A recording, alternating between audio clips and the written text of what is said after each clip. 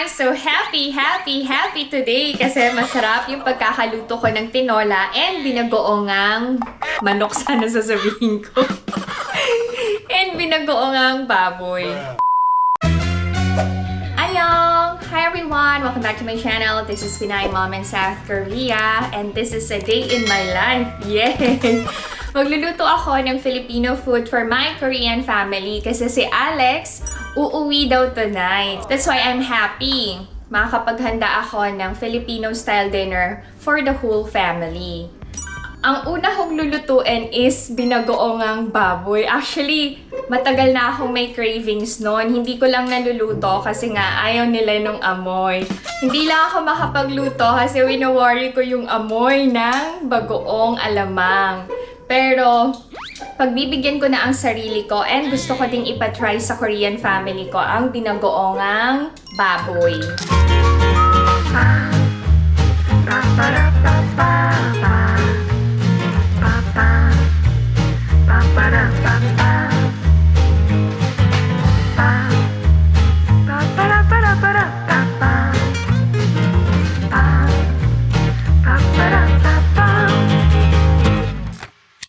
Gagamitin ko ay yung pork belly.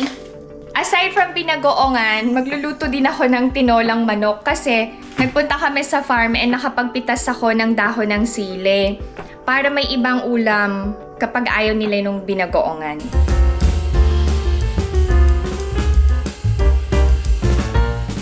Kailangan ko muna mag-fry ng talong. Ay, parang ang liliit. La, okay pa ba tong talong na ganito? Okay pa siguro, no? Okay na to. Lagay na tayo ng mantika.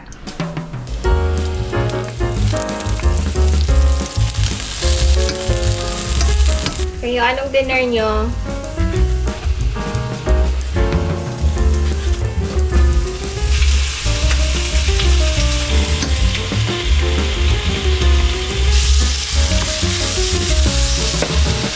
Feeling chef ako.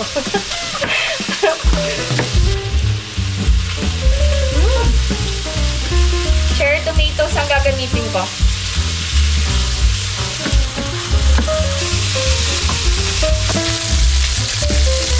Set aside natin ng pork belly so we can saute the garlic, onions, and tomatoes. Okay, let's add the onions. Then add na din tayo ng garlic. Siyempre ang ating tomatoes. Add na natin ang ating alamang. Then add tayo ng vinegar. Konti lang. Huwag mo nang haluin. Okay na, nag-evaporate na yung vinegar. Lagay na natin ang pork belly. Ay, mukhang masarap. Lagyan natin ng ground pepper. And then, soy sauce, konti lang. Maglagay tayo ng water para maluto yung pork. So, habang pinapalambot ko yung pork, maglinis na tayo dito sa kusina.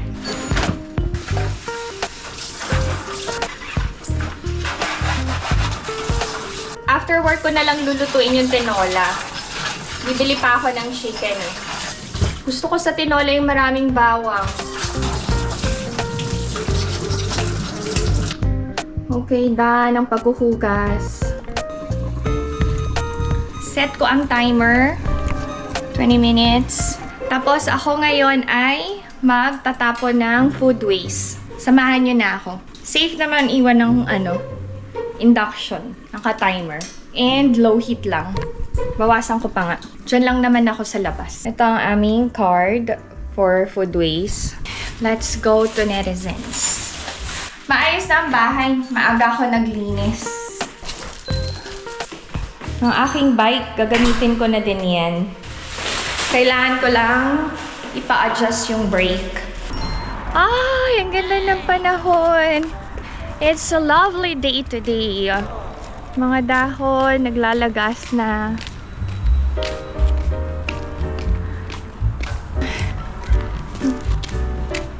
Ang sarap din sa pakiramdam na nakakalabas ng bahay.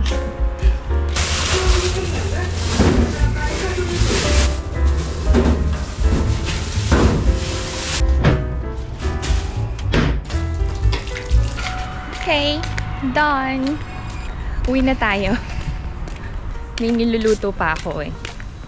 May pasok pa ako. Maaga lang talaga ako nagluto ng binagoongan. Kumain na din ako, hindi ko na pinakita sa inyo. Kasi nga, maaga talaga akong nagising. Okay.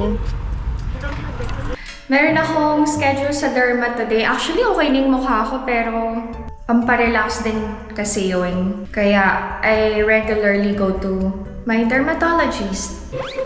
Pin code. Kaya safe dito sa Korea ang apartments. Grabe yung kanta ni Rosé and Bruno Mars, no? Apate, apate, apate, apate.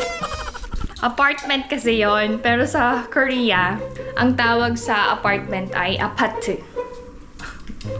Ang cute lang.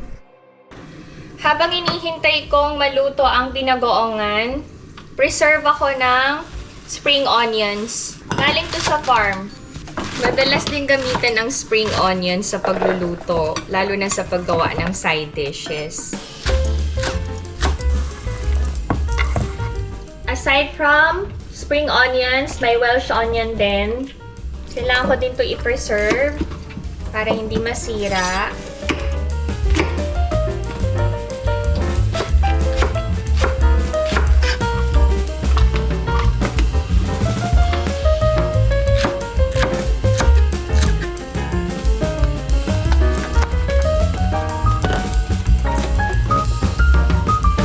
Natin ang pork ay okay na. Pwede na nating ilagay ang talong. Maglagay tayo ng green chili peppers para may color ang ating binagoongan. Ay, nice. Okay na. Done. Serve ko na lang later. Dinner time. Yan na. Okay. Hi to netizens. Tapos na ako magluto. Nakaligo na din ako. Get ready with me for work. Matagal ko ding hindi nagawa to. Meron pa kasi akong enough time to film this Get Ready With Me. Anyway, may mga nagtatanong anong ginagamit ko sa skin ko. And palagi ko sinasabi, hindi makinis ang face ni PMSK yan. Bare face na to. Yan. May mga dark spots ako and acne scars. But with the help of my skincare, naaagapan naman yung acne breakout. Actually, wala na akong ganun eh. Pero nagkakaroon ako ng pimples bago ko magkaroon. So, ang ginagamit kong toner ay from Innisfree. This is the Bija Trouble Toner. I don't use cotton pads na for toner. Direct na lang siya sa face. Tapos tap-tap lang. Tap-tap-tap is the key. Then next is the Vitamin C Green Tea Enzyme Brightening Serum. Ang arte ng serum. Serum.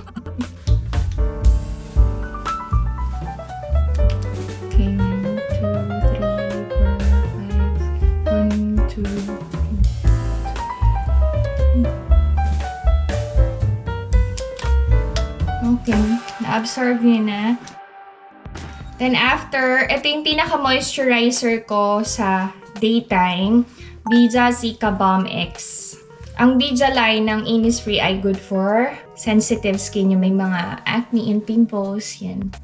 So habang nag-a-apply kayo ng skincare, massage nyo na din yung face nyo. Nakaka-relax. Tap, tap, tap. And we should not forget the sunscreen. So I'm using Tone Up No Sebum Sunscreen X from Innisfree. Matte finish to. Perfect to for oily yung skin.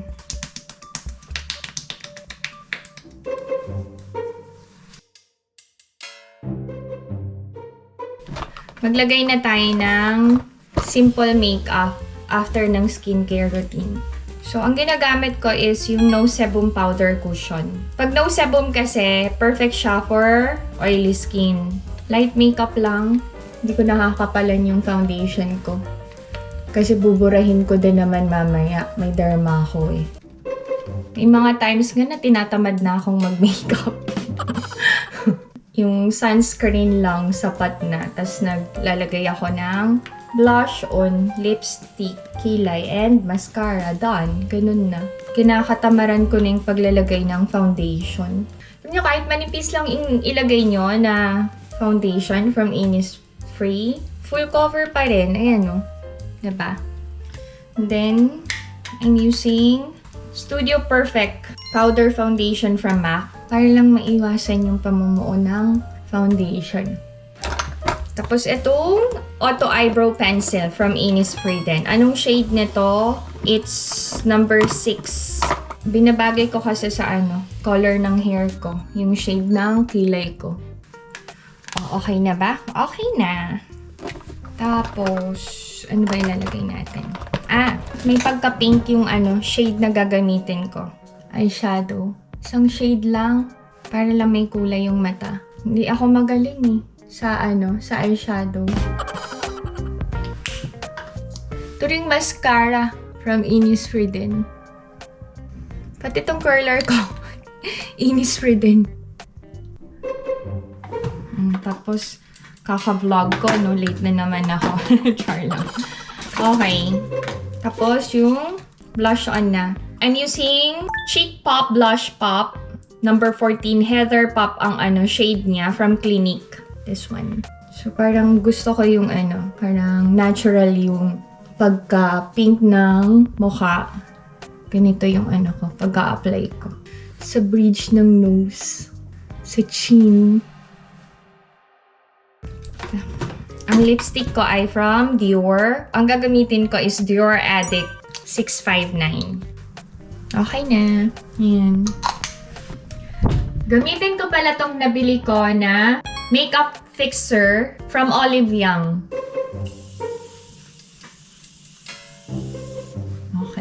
Okay.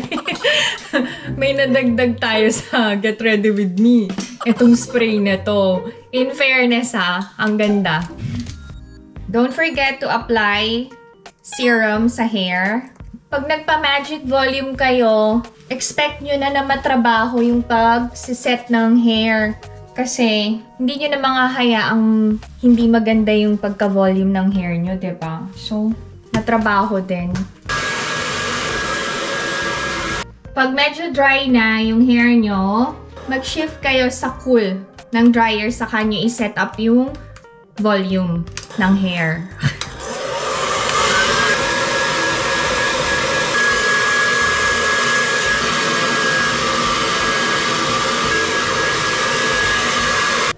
Okay na. Hindi ko na masyadong pinag-effortan yung buhok ko. Tinatamad na ako. Okay.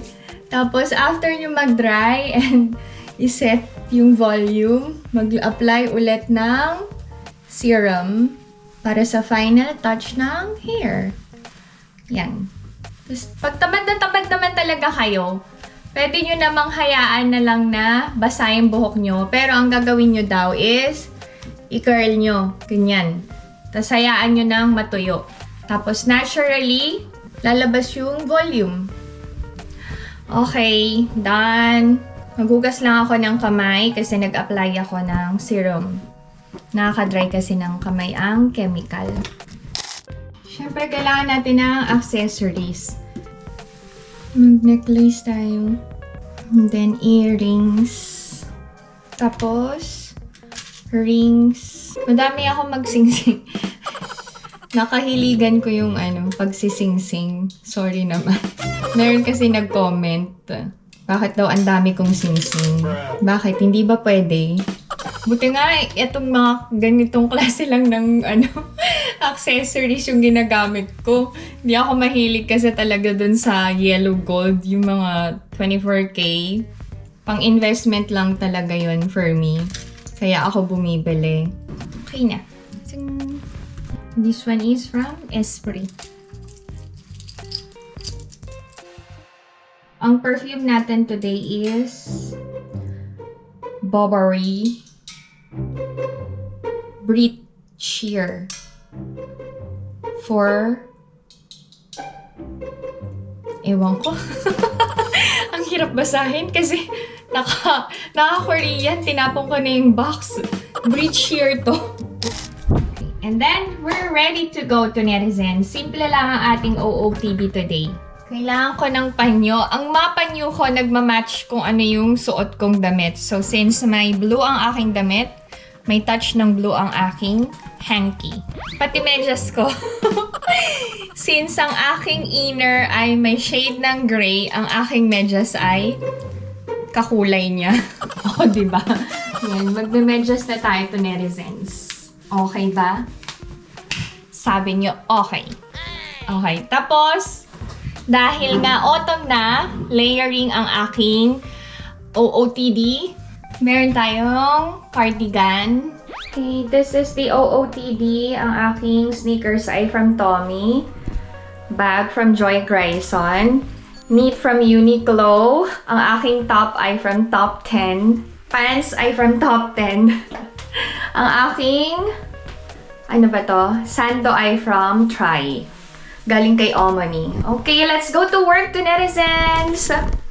Samahan niyo na ako ngayong araw na to, ha? Diyan lang kayo. Magluluto pa tayo.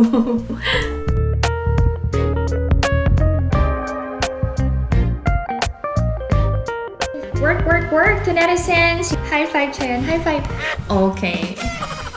2 years old ang aking student ngayon. One-on-one kami. Special class to. Kailangan kong picturean ang aking estudyante na isi-send sa parents. Okay. Kailangan masipag sa trabaho. Kahit delayed ang sweldo. Alam niyo, delayed ang sweldo ko dito sa academy. Yung boss ko, iniisip marami akong pera kasi nagbablog ako. Okay. Let's say zigzag. Zipper. Very good! High five! Okay. Ang cute! Second class to netizens. Clap your hands! 1, 2, 3! Good afternoon, everyone! Good afternoon, teacher. One more time! Good afternoon, everyone! Good afternoon, teacher. Very good, Solon!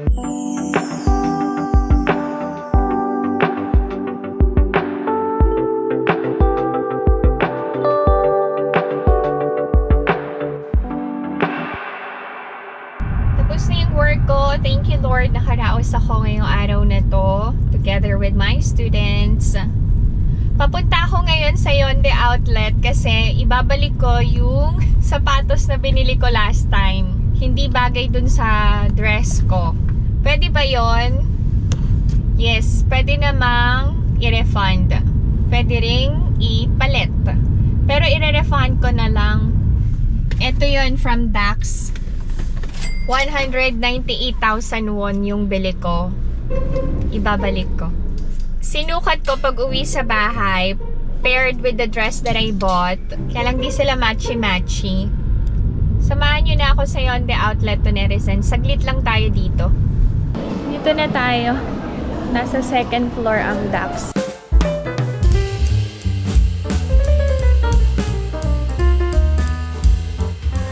Kamsahamnida. So, okay na. Nabalik ko na. Uuwi na ako. Kailangan kong bumili ng chicken para sa tinola. Okay, see you at home to netizens! Ang ganda na ng mga puno talaga. Dito lang ako sa labas nag-park. Bibili ako ng manok. Maglalakad lang ako.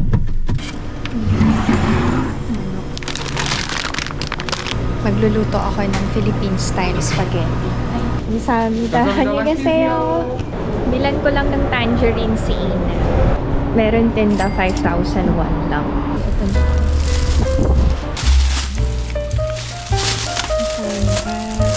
We're ready to go home now to netizens.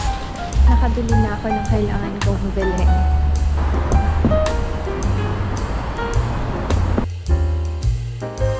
I'm already home. Kailangan na natin magluto ng tinola kasi meron pa akong schedule sa derma ko.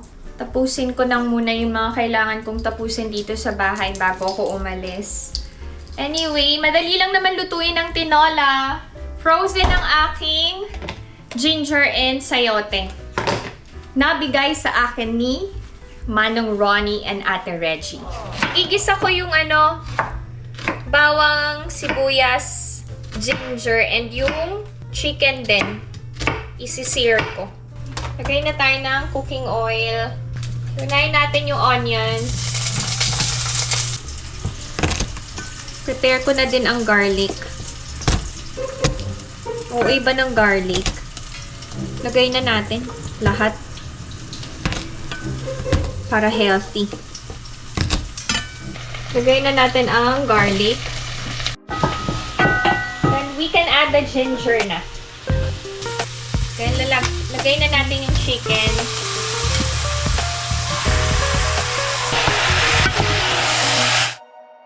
Maglagay na ako ng fish sauce. Naglagay na ako ng tubig. Akala ko naka-record nung naglalagay ako ng tubig. Hindi pa pala. Tapos, chicken cubes. Isa lang ilalagay ko. Galing to sa Tunerescence. Kaya sa meet and greet Tunerescence, huwag na kayo magregalo ng mga material na bagay. Yung mga magagamit ko na lang na ingredients sa pagluluto ng Filipino food or ng Filipino dessert. The last time I cooked tinolang manok, yung color naging brownish kasi nasunog yung garlic. Gusto kong ma-achieve yung clear na tinola. Hopefully magawa ko this time para okay yung itsura. Mukhang ma-achieve ko naman. Wait. Habang hinihintay kong lumambot yung chicken, magtutupi na ako ng mga nilabang ko. May oras pa naman. Madami pa akong magagawa. May gusto lang pala akong i-share sa inyo. So, last Sunday, umattend ako ng misa. Tapos, sa homily ni Father, shinare niya na merong magkapit-bahay. Sabi nung kapit-bahay A sa kapit-bahay B, every time na sinisilip niya sa bintana yung kapit-bahay D niya, laging madumi daw yung nilalabhan. So, laban ng labas si kapit-bahay D, tapos si kapit-bahay A, nagtataka bakit palaging madumi yung nilalabhan ni kapit-bahay D. Si kapit-bahay A, sabi niya sa asawa niya, tignan mo si kapit-bahay D, laban ng laba, pero palaging madumi yung nilalabhan niya. Tapos, isang araw, nagulat si kapit-bahay A. Kasi, pagkita niya sa bintana, aba, malinis na ang labahin ni kapit-bahay B. So, sinabi niya sa asawa niya, ba't parang malinis ang nilabhan ni kapit-bahay B today? Sabi nung asawa niya, kasi sabi niya, bagong linis yung bintana natin. So, nagtawanan kami sa simbahan. Kasi yun pala, hindi naman madumi yung mga nilalabhan ni kapitbahay B. Madumi lang yung bintana ni kapitbahay A. So sabi ni Father, bago mo tingnan yung pagkakamali ng ibang tao, bago mo i-judge, mag-reflect ka muna daw sa sarili mo. So na-realize ko na, oo nga, may point si Father. Kasi ang bilis nating mag-judge towards other people without realizing na tayo din hindi perpekto. May mga nagagawa din tayong pagkakamali, pero hindi natin yun nakikita. Lesson learned, huwag ka basta-basta mag-judge. Huwag ka basta-basta magbibitaw ng isang salita na hindi ka naman sigurado. Kasi walang taong perpekto. Lahat tayo nagkakamali. Pero ang importante, matuto tayo sa pagkakamali natin. Wala, na-share ko lang sa inyo. Dami nating nagawa to dito, netizens.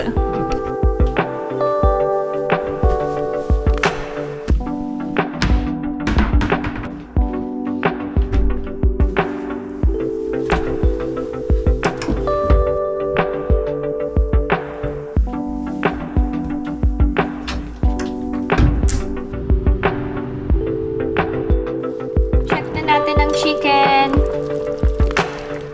Pwede na nating ilagay ang sayote. Pakuluin lang natin. Palalambutin ko lang yung sayote, saka ko ilalagay yung dahon ng sili.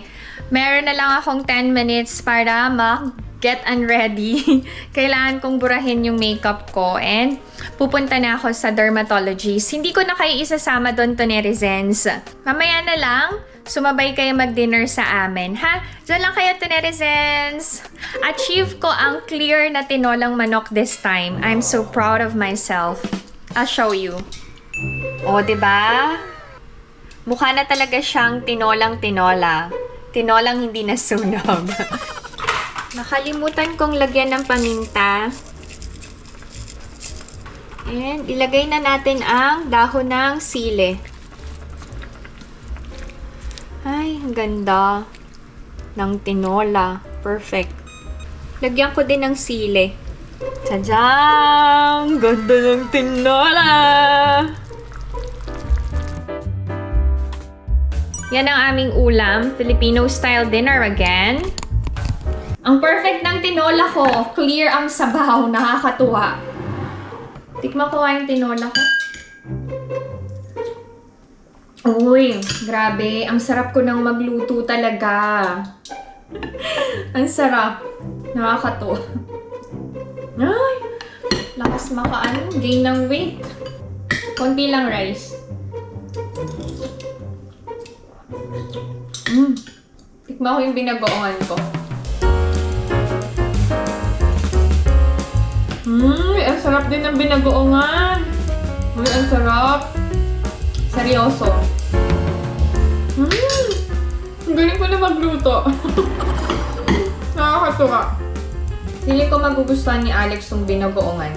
Kasi medyo maanghang. Nilagyan ko rin ng red chili peppers. Pati sili uulamin. First time ko magluto ng binagoongan na merong talong. Masarap pala.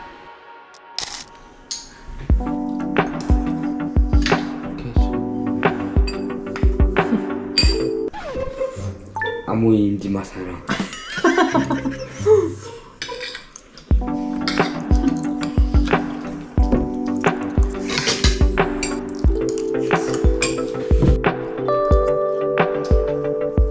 How's school, may tuki? 인디 마사랑. Si Ina, mamaya pa yung kakain. Si Alex, sabi niya maaga siya uuwi tonight. I solved ang dinner. Thank you, Lord. Thank you sa masarap na luto ko. May natirang ice cream. Ubusin ko na. Ano dessert niyo? Okay, solve ang dinner. Magliligpit lang ako. Tapos, maglalakad ako sa labas. Maganda kasi yung weather. Malamig na, pero bearable pa yung lamig. So, okay lang na maglakad-lakad around our neighborhood. Parang magto 2 weeks ko lang ginagawa yon. 1 oras akong naglalakad. Niikot ko yung buong neighborhood namin. Pampababa din ang kinain. Dami ko nakain eh. Pag nag-gain kasi ako ng weight, yung mukha ko talaga bumibilog. Eh, ayoko ng bilog ang mukha. Gusto ko pa letter V or oval. Ang arte no. Next time ko na cut. Next time ko na kayo isasama sa paglalakad ko to netizens. That's it. This is my video for today. I hope that you enjoyed watching. And if you're new to my channel, please consider subscribing, like, and share Pinay Mom in South Korea. I'm so happy today kasi masarap yung pagkakaluto ko ng tinola and binagoongang manok sana sasabihin ko. And binagoongang baboy. Stay safe everyone. Bye! Heart. Side dishes.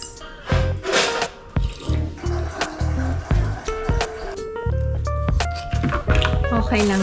Try this one. This is something new. Binagoongan. Binagoong? Yes, binagoongan.